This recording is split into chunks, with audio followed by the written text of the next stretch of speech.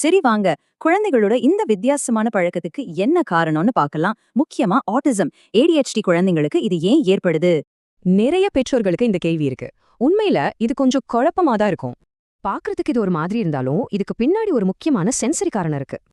இங்க குழந்தை செய்யற செயலுக்கும் அதுக்கு பின்னாடி இருக்கிற நோக்கத்துக்கும் பெரிய வித்தியாசம் இருக்கு. அத நாம புரிஞ்சுக்கணும். சிம்பிளா சொல்லணும்னா அவங்க உடம்புக்கு ஒரு விதமான அழுத்தம் தேவைப்படுது. அதனாலதான் இப்படி நடக்குது. அதாவது தன்னோட கைகளுக்கு ஒரு விதமான உணர்ச்சி தேவைப்படுது. அதை பூர்த்தி செய்ய தான் குழந்தைங்க இப்படி பண்றாங்க. சரி, இதுக்கு நம்மால என்ன செய்ய முடியும்? அதுக்கு சில பிராக்டிகலான வழிகளை இப்போ பார்க்கலாம். இந்த மாதிரி கருவிகள் அந்த அழுத்த தேவைய ஒரு பாதுகாப்பான வழியில பூர்த்தி செய்ய ரொம்பவே ஹெல்ப் பண்ணும். பெரிய உடல் அசைவுகள் மூலமாகவும் அதே சென்சரி தேவைகளை சூப்பரா பூர்த்தி செய்ய முடியும்னு இது காட்டுது.